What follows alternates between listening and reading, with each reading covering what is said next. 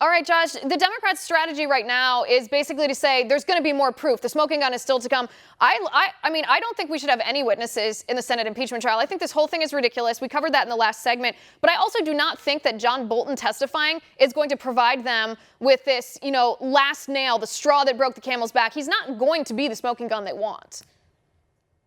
So first of all, Liz, if John Bolton is this important of a witness, why didn't Adam Schiff or Jerry Nadler subpoena him for testimony in the House? I mean, that's the obvious question that everyone in their right mind should be asking right now.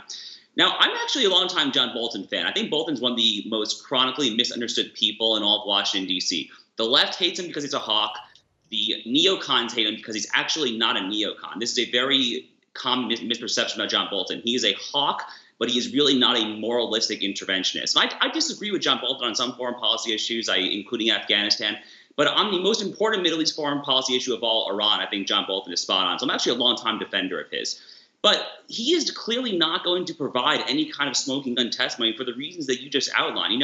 My boss at the Daily Wire, Ben Shapiro, had a pretty lengthy column for National Review back in October. There are two theories as to what happened on the now infamous July 25th phone call between Trump and Vladimir Zelensky, okay? The first theory Ben calls the get Biden theory. The second theory is what Ben calls the miasma of corruption theory. So on the first hand, Trump is just trying to politically get his opponent, Joe Biden. The second hand, he's actually trying to attach corruption-related strings to the doling out of taxpayer aid.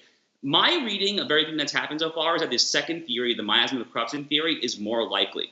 Possibly the get Biden theory is right, but as you said, the only reason or the only way that we would ever be shown that is right is if John Bolton was literally told by Donald J. Trump, President of the United States, I am doing this to get Joe Biden. That's not going to happen. That's never going to happen.